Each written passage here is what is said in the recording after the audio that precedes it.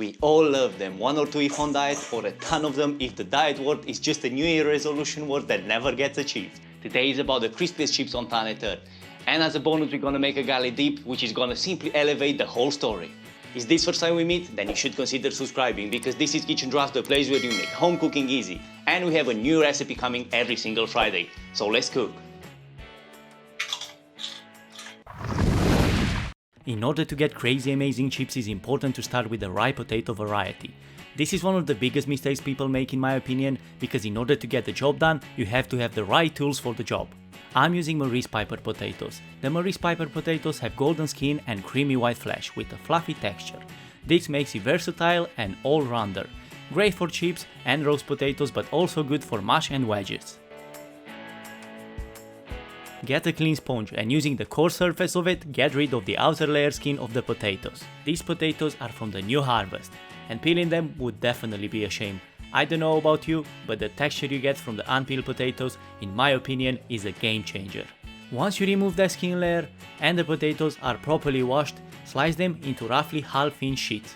Then in about half-inch thick fries, the idea is to keep them at a relatively same size so they cook in the same time. There are other varieties that you should consider when making this recipe, as King Edward's, Mayan Gold, Russet, also known in the US as Idaho potatoes, which from my understanding this is more of the region where the potatoes grow than the actual variety. And as a side note, the McDonald's fries are made from this variety. Set a pot of water on medium-high heat to boil. But don't forget to add a tablespoon of salt. Seasoning the water where you cook any vegetables is very important. The potatoes go in with 2 tablespoons of white wine vinegar. Now set the timer for about 8 minutes.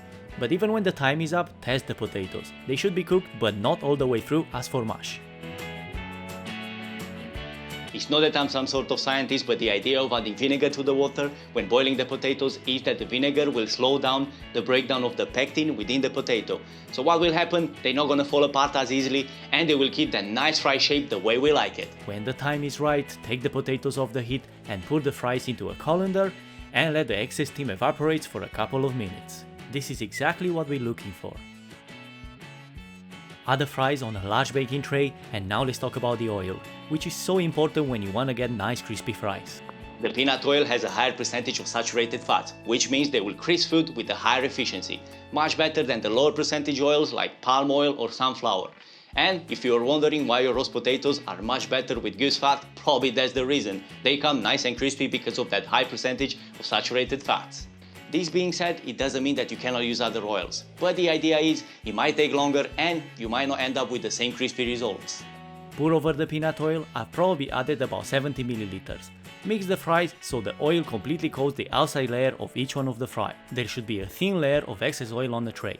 To ensure that the fries come crispy every time, when you place them into the tray, make sure that you leave a bit of a space in between them, so the steam can evaporate easily and the outside layer can get nice and golden in color faster.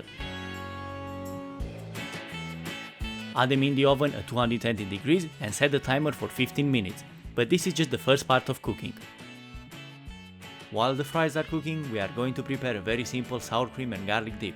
It will work perfectly with the crispy chips. This is as simple as it sounds. All we need is 2-3 tablespoons of sour cream, finely chopped chives, some basic seasonings such as salt and pepper, 1 clove of finely grated garlic, or if you like a stronger flavor of garlic, just go with more, and a touch of smoked paprika.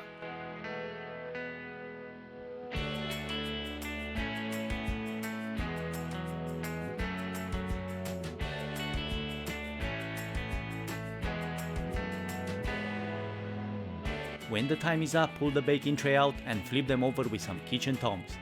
At this point you should be able to see some blistering on the outside, but the fries won't be overly crisp.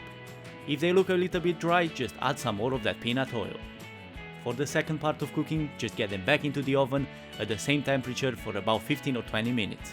30 minutes altogether should be more than enough, but if your chips are slightly bigger or you're using different cooking oil, just let them go for longer. Set a paper towel into a bowl so it absorbs all that excess oil. Slide in the fries and now you can add your preferred seasoning. My choice is salt, pepper, grated Parmesan and a touch of truffle oil. Toss the fries so the seasoning covers them properly. I am using these fries as a dish on its own because I have the garlic sauce waiting for me. But hey, imagine a burger or a steak next to these big boys. Mouth-watering.